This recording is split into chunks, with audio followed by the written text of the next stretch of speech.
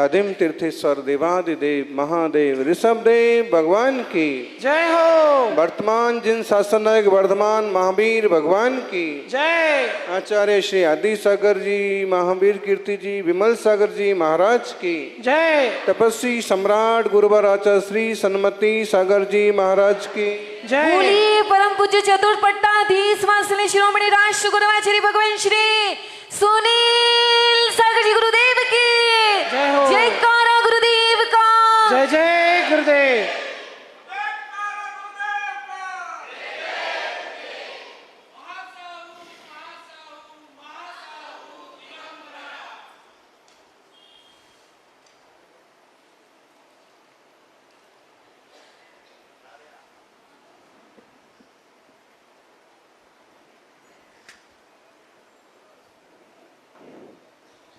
गुरुदेव का हर अष्टमी चौदस को मौन होता है, पर हम पर कृपा करते हैं, हर बार अनुकंपा करते हैं हमारे ऊपर कि मौन खोल करके अपना आशीर्वाद। आज भी हम प्रार्थना करते हैं कि अपना मौन खोल करके हमें अपना आशीर्वाद प्रदान कीजिए।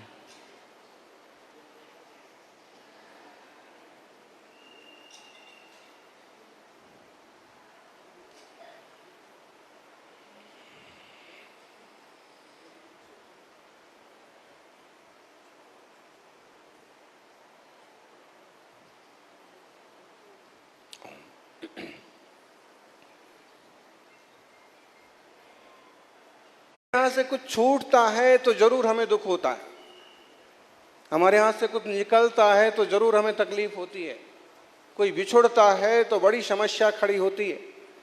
लेकिन इसका है क्या हिसाब किताब आपके पास कि आपको सब मिला कैसे? किसी पुण्य के योग से मिला, किसी शुभ कर्म के योग से मिला।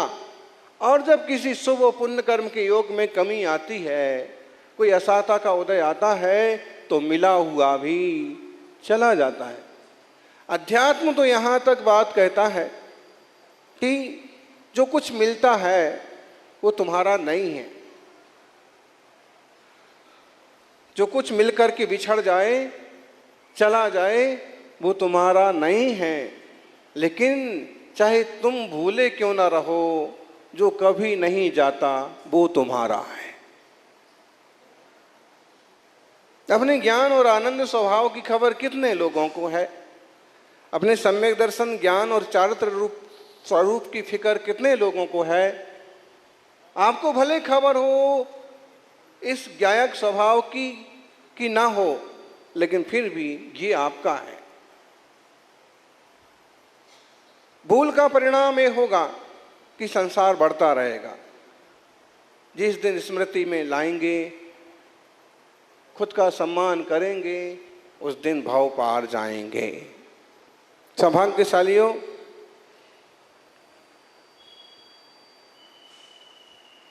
मोक्ष पावट के मंगलाचरण पर हमने आपको कहा,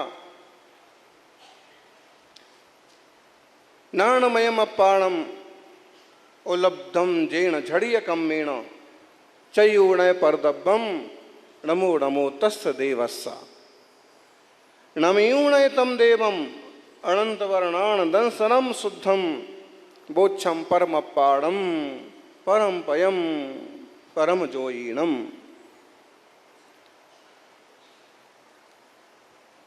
परमात्मा कौन है? परम आत्मा। आत्मा तो है, लेकिन इसे कैसे आत्मा?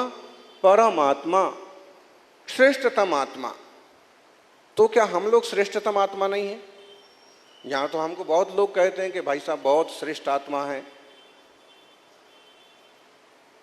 आप बहुत महान हैं।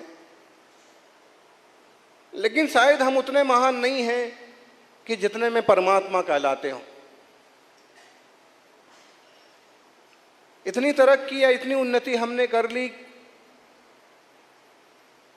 कि लोग हमें अच्छा समझ रहे हैं, महात्मा समझ रहे हैं, बड़ा और श्रेष्ठ और उत्तम समझ रहे हैं, लेकिन अभी हमारी मंजिल मिली नहीं है। नमयूणतम देवम अनंत वर्णान दंसनम शुद्धम। उन देवता को नमस्कार हो श्रीमाली जी, दुनिया में लोग 63 करोड़ देवताओं की श्रद्धा कर लेते हैं, 24 तीर्थंकरों की श्रद्धा कर लेते हैं, लेकिन वो अपनी खुद की उपस्थिति की श्रद्धा नहीं कर पाते।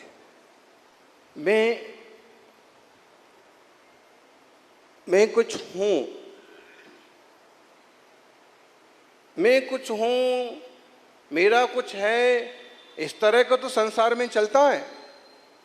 लेकिन वास्तव में क्या हूं मैं, ये मैं भी मैं नहीं हूं। ये जो जानना है ना, यह मात्र मैं हूं। परम शांत शांतिलाल जी, पूर्ण शांत स्वभाव बहुत ऊंची चीज है।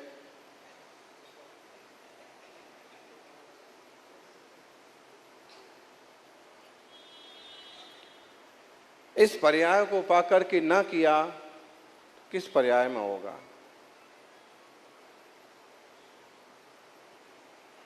लोगों का सपना होता है उदयपुर में चतुर्मास करना है,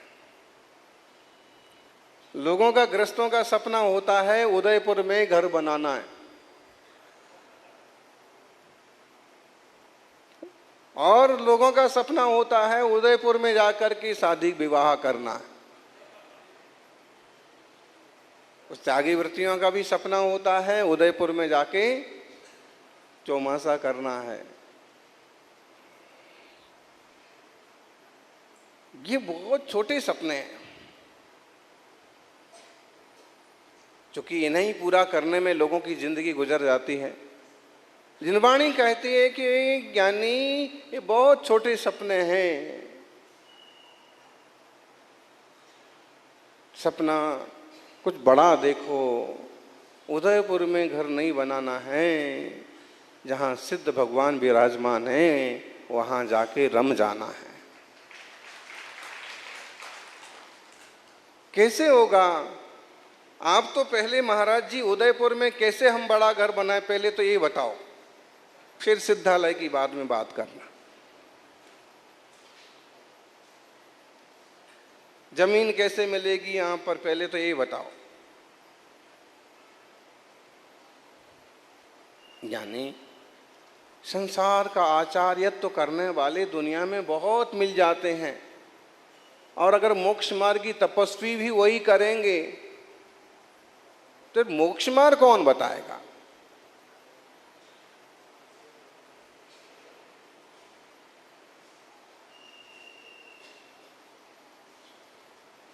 मुनि राजों के सानिध्य में परमात्मा स्वभाव को समझो।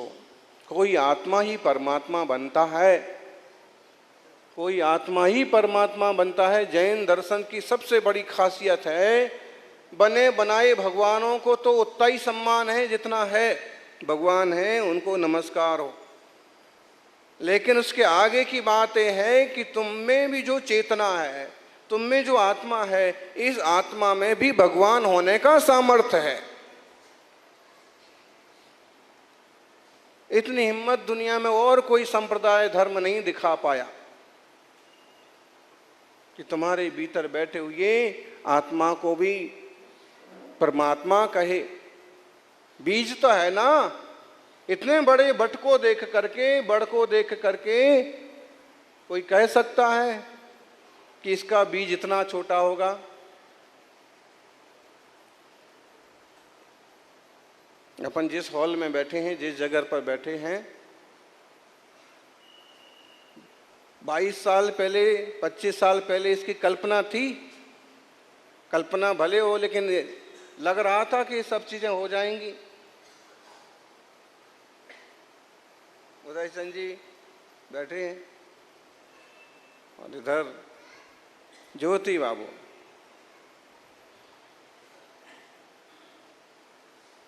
लेकिन मन रखा, कोशिश की। आज तब तो गुरु महाराज को लाने का मन था, बड़ी हिम्मत करके लोगों ने व्यवस्थाएं बना करके, आग्रह करके लाए। लेकिन आज आपके पास इतना वैभव है कि चाहे तो हर साल मुनिराजों को, जो भी तपस्वी आए सबको विराजमान हो, यहाँ रहो और धर्म का मार्ग बताओ। तो जैसे छोटी सी चीज में से इतनी बड़ी चीज निकल आई, छोटे से बड़ के बीच कितना बड़ा होता है पारस जी? इतना बड़ा? कितना बड़ा होता है कारवां जी? मुझे लगता है कि जितने सारे पेड़ होते हैं उन सब वृक्षों में सबसे छोटा बीज अगर कोई होता है, तो जहाँ तक मेरा अंदाज है कि जितने सारी वृक्ष की जातियाँ हैं, सबसे अगर छोटा बीज किसी का होता है तो वड़ का होता है। स्वामी समंत्रभद्र ने भी यही उदाहरण लिया। क्षिति गत मिव वट बीजम पात्र गतम दान मल्पमपि काले फलति छाया विवम बहुफल मिष्टम शरीर व्रताम। 2000 साल पहले श्लोक लिखा। उन्होंने कहा कि मुनिराजों को आहार दान देना, मुनिराज के हाथ में अंजुली में पानी डालना, ग्रास रखना। बोले ये बट का बीज है। बट वृक्ष के बीज के समान क्रिया चर्या सेवा तो बहुत छोटी दिख रही है, लेकिन जब इसका फल फलेगा तो बट वृक्ष के समान छाया देगा, सुख शांति देगा। तो उदाहरण लिया कि बट का वृक्ष का बीज कितना सा है, बहुत छोटा होता है, राजगिरा से भी छोटा। लेकिन कितना बड़ा हो जाता है। ऐसे ही हम आज लगता है कि पता नहीं भगवान तो अलग ही चीज है, अलग हैं, जो बन गए हैं, शुद्ध हो गए हैं आत्मा, तो वो हमसे तो भिन्न ही है। लेकिन हमारे आत्मा में भी वही सामर्थ्य है। हर एक बट के वृक्ष के बीच में वो ताकत है कि बड़ा बट वृक्ष पैदा हो जाए। ऐसे ही प्रत्येक आत्मा में होनहार परमात्मा।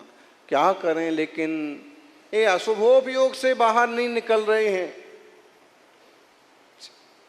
महाराज जी शुद्धोपयोग की बात कर रहे, शुद्धात्मा की बात कर रहे, परमात्मा की बात कर रहे। ये तो बहिरात्मा बुद्धि से बाहर नहीं निकले, अंतरात्मा भी नहीं हुए।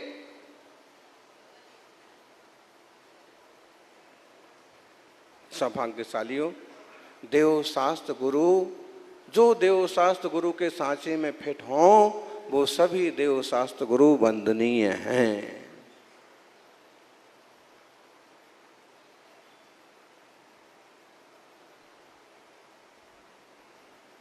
क्या करें, राग द्वेष से युक्त बुद्धि ऐसे चलती है।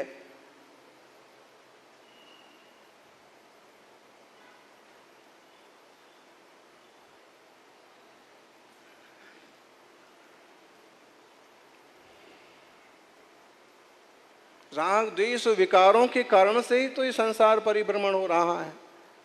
और ढेर सारे लोग हैं जो अशुभ से भी नहीं निकले। आप सौभाग्यशाली हैं।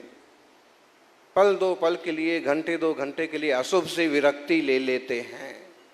जिनालय में जाएंगे, गुरु चरणों में जाएंगे। अभी मुनिवर कह रहे थे ना कि कभी कभी ऐसा होता है कि वही लोग बाहर झगड़ रहे होते हैं और वही लोग गुरु चरणों में आकर के एकदम आनंद से बैठते हैं, जिनवाणी का पान करते। क्यों? को अशुभोपयोग रूप परिणाम हो गए। वैसा माहौल मिल गया, वैसे निमित्त मिल गए, वैसे परिणाम हो गए, और यहाँ मुनि चरणों में आते ही शुभोपयोग के परिणाम हो जाते हैं। अशुभ से बचिए, शुभ की प्रवृत्ति करिए। लेकिन ये बात भी ध्यान रखो, असुर और शुभ में बहुत समय निकल गया। अब शुद्ध की तरफ बढ़ने की कोशिश हो। नमयूण तम देवम अनंत वर्णाण दंसनम शुद्धम, जिन्होंने अनंत ज्ञान दर्शन, शुद्ध ज्ञान दर्शन पाया है, उनको नमस्कार करके परम पाणम बुच्छम परम पयम परम जोईसम, परम पद का कथन करूंगा। परम योगींद्रों ने जो प्राप्त किया है, ऐसे मोक्ष का सौभाग्यशालियों, वरम मुहूर्तमेकं च धर्मयुक्तस्य जीवितम तद्दीनस्य वृथा वर्ष कोटि कोटि विशेषता। एक सुंदर नीति है। एक मुहूर्त भी धर्म के साथ जीना अच्छा, चारित्र के साथ, संयम के साथ 1 घंटे भी जिए तो बोले बहुत अच्छा। लेकिन धर्म छोड़ करके और करोड़ों करोड़ों वर्ष जीते रहें तो कोई मायने नहीं रखता। क्यों?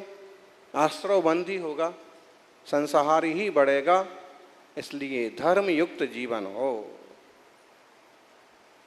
एक मुहूर्त में कितने मिनट होते हैं? 48। अभी वो कबीर जी का दुआ है ना, एक घड़ी आधी घड़ी, आधी में भी आध, ज्ञानी संगत, तुलसी का दुआ है, तुलसी संगत साधिक की कटे कोट अपराध। एक घड़ी कितने मिनट की? घड़ी तो और आधी होती है। मुहूर्त अगर 48 मिनट का होता है, घड़ी 24 मिनट की होती है।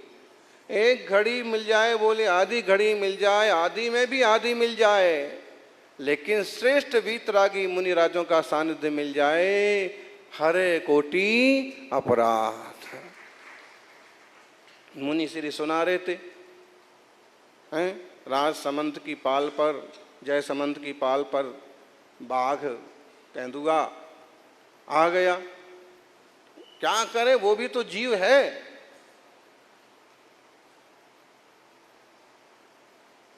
जो लोग समाज में रह करके भी तेंदुए की तरह, शेर की तरह दहाड़ते रहते हैं, सबको डराते रहते हैं, अगले भाव में वो जा करके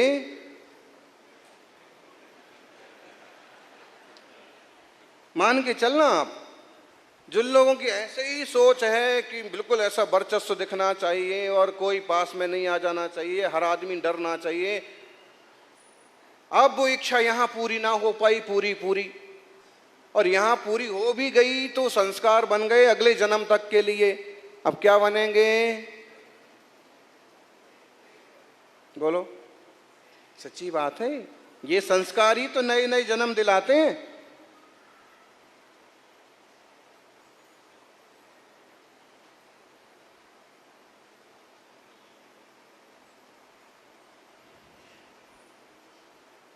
इसलिए ज्ञानी कहता है, मैं किसी से डरता नहीं हूं, लेकिन एक और मेरी खासियत है कि मुझसे भी कोई डरता नहीं है।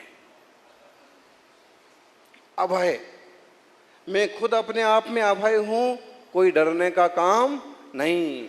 और मैं इस तरह की शांत प्रवृत्ति वाला हूं कि मेरे से भी किसी को भय नहीं है। सौभाग्यशालियों, ऐसे परम पद को, ज्ञान चैतन्य मार्ग को अपन सब समझें। जो लोग बाहर से बहुत सुंदर सुंदर दिखते हैं ना,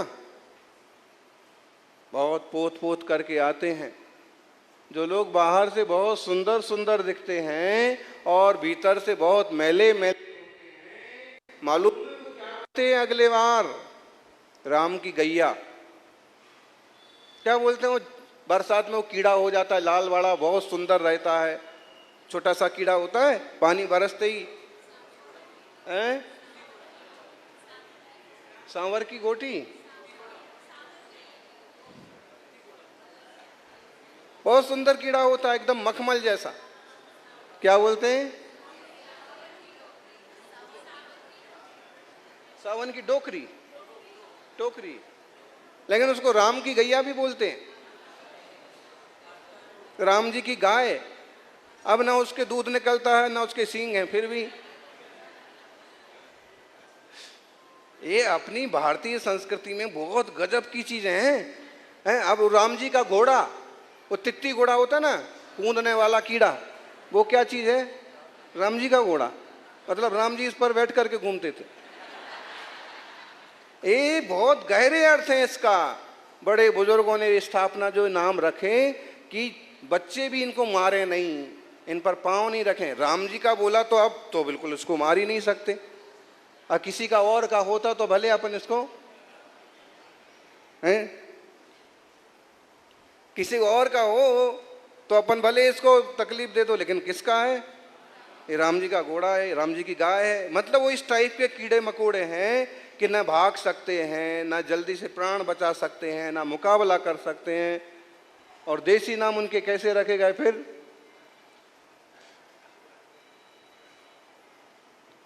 मतलब उनकी सुरक्षा हो। तो जो लोग बाहर से बहुत सुंदर दिखते हैं और भीतर से बहुत गड़बड़ करते हैं, वो क्या बनते हैं?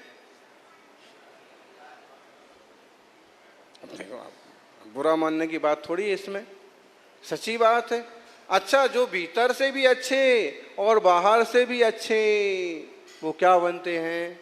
बहुत अच्छे इंसान बनते हैं, मुनिराज बन जाएंगे, बाहर से भी शांत और भीतर से भी शांत। अपने ही संस्कार अपने संसार को घटाते बढ़ाते हैं। सो परिणामो पुण्यम असुहो पावंति भणद मण्येषु परिणामानन्न गदम दुःखक है कारणम समय। शास्त्रों में ये कहा है, अशुभ परिणाम संसार के कारण हैं। किसी की निंदा क्यों कर रहे हो भाई? समाज में विसंवाद क्यों घोल रहे हो? छोटा बड़े का हिसाब लगा लगा करके आपस में मन मुटाव क्यों कर रहे हो? अपने पराये का कल्पना कर करके। कौन अपना? जो आपके मन को भागया वो अपना, जो आपके मन को ना भाया वो पराया। ऐसा ही है, बस गणित बहुत बड़ा नहीं है। जिनके कसाय परिणाम मिल गए वो दोस्त बन गए, और जिनके कसाय परिणाम न मिले वो दुश्मन बन गए।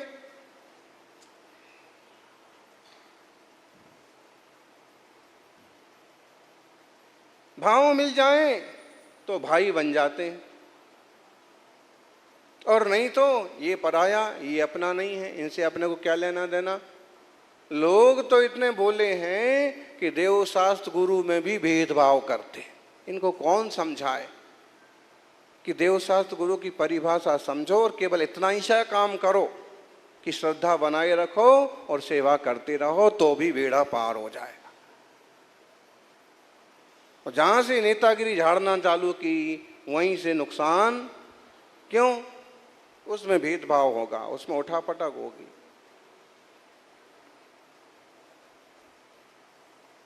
भाई वीतरागी देव, नृग्रंथ गुरु, एक आध बार कोई घर द्वार टूट जाए तो ज्यादा फर्क नहीं पड़ता, लेकिन किसी की श्रद्धा टूटती है तो बहुत फर्क पड़ता है। ऐसी प्रवृत्ति ना हो, ऐसी वृत्तियां ना हो।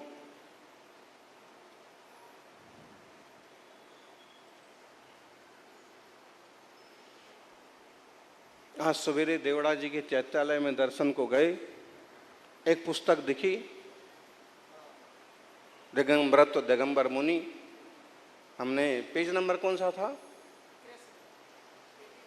84 पेज पर। तो उसमें फिर हमने इनको दिखाया, उसमें लिखा अंकलीकर स्वामी से क्षुल्लक दीक्षा की 4 वर्ष बाद शांति सागर जी महाराज ने एलक दीक्षा ली। कौन से सन की किताब है वो? बाबू कामता प्रसाद जी। और विक्रम संमत 2024 नहीं 2466 वीर निर्वाण संमत, मतलब 60 साल पहले की किताब है, लगभग 60-70 साल पहले की किताब। उसमें ये लिखा।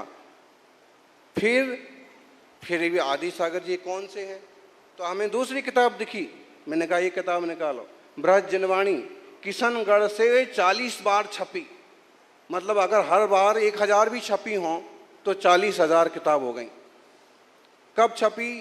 वो 1930 से के पहले से लेके और लगभग अभी 20 साल पहले तक, जब तक वो पंडित जी या उनके बेटे रहे होंगे, पन्नालाल जी बाकलीवाल, उसमें भी वो स्तुति हर किताब में उपलब्ध है।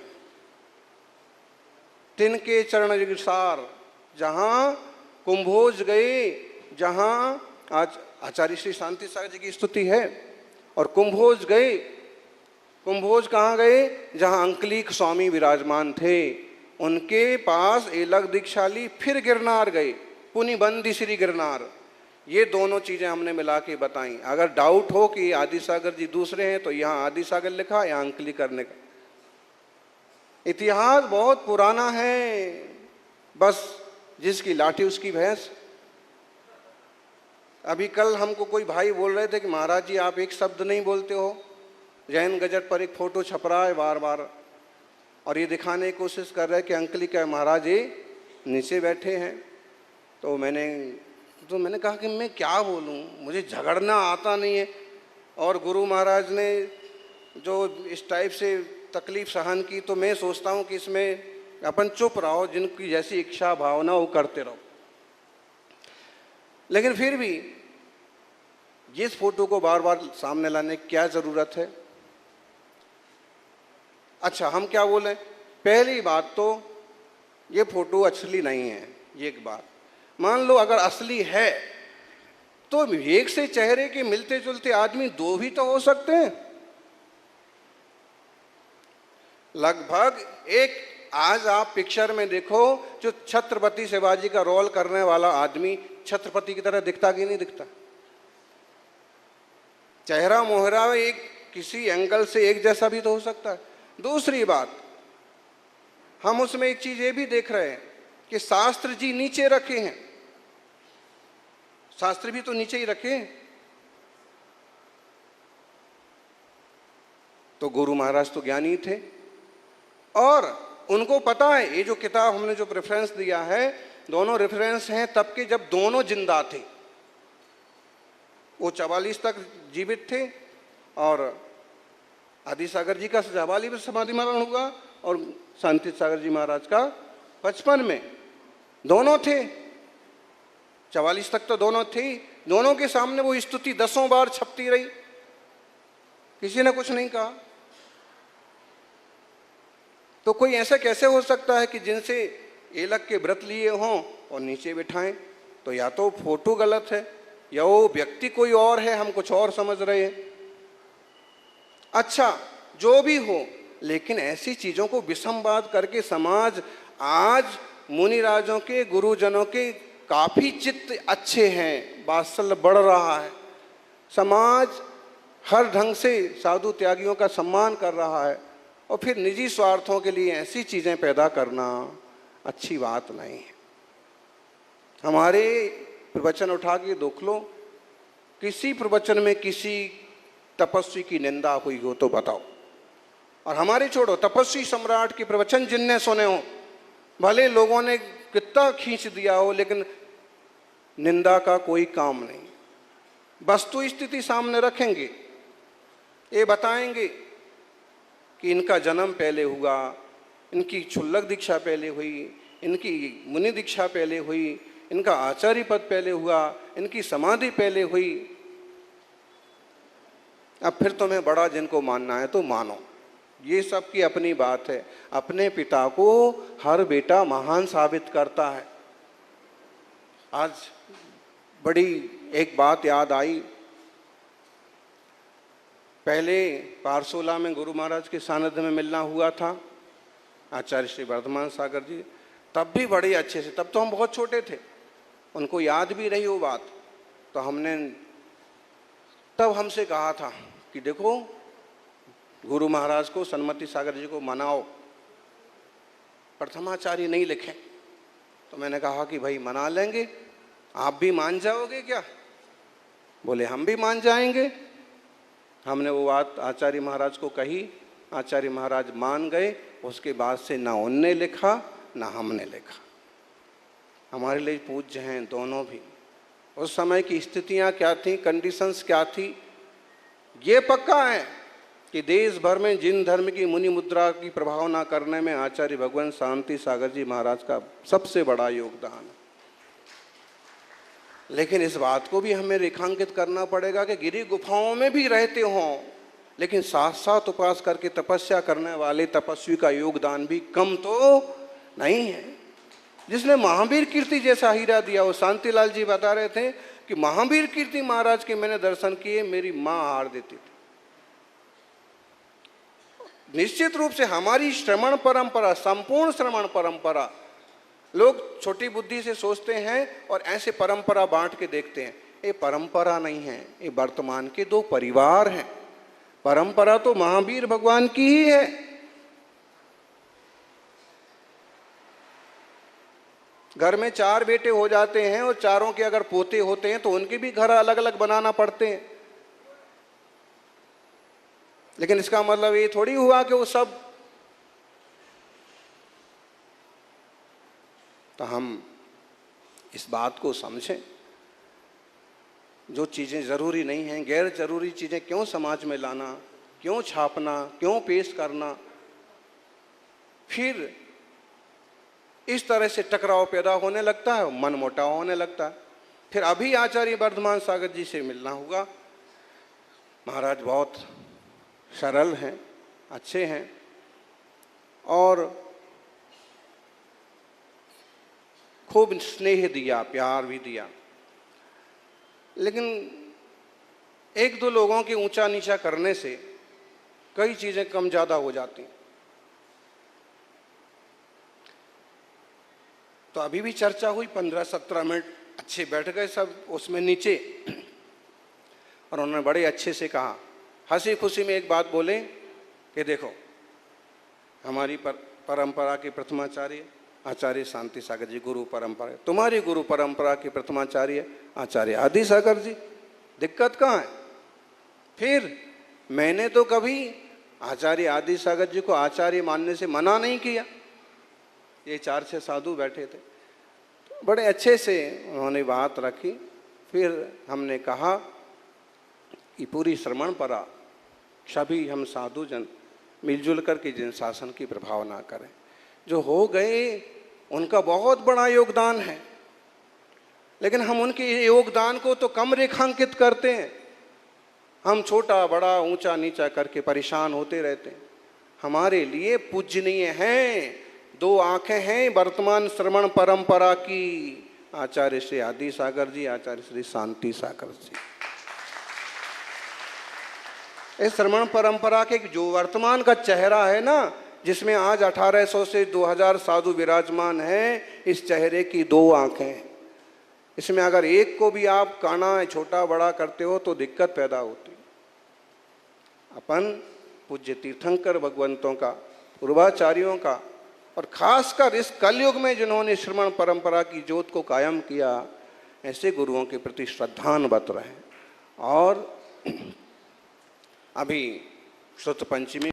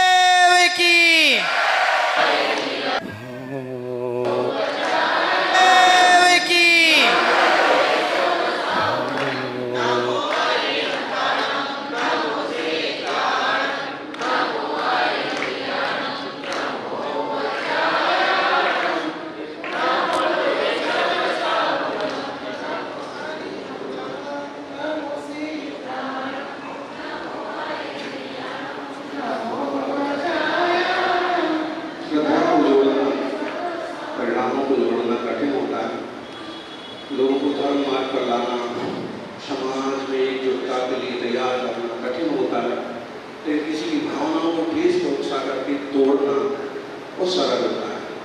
इसलिए अपन सभी सेतु बने, युवाओं को जोड़ें, समाज को जोड़ें और ऐसे कभी किसी की भावनाओं के साथ मत खेलो। हो सकता है आप एक खेल जीत जाओ, पर ये पक्का है कि इस इंसान को आप हमेशा के लिए हार जाओ। किसी भावनाओं से जब हम खेलते हैं तो जीत तो जाते हैं, लेकिन वो लोग हमसे दूर हो जाते हैं। इसलिए सबकी भावनाओं का सम्मान करें। पूज्य धरसेन स्वामी ने जिस दिन पुष्पदंत भूतबली को सठखंड आगम का ज्ञान दिया, ग्रंथ पूरा हुआ, और श्रुत पंचमी पर्व आने वाला है 31 मई को, और यह 31 मई का दिन सठखंड आगम की पूजा का दिन तो है ही। इस दिन आचार्य अंकलिकर जी आदि सागर महाराज का 110वां आचार्य पद दिवस भी है।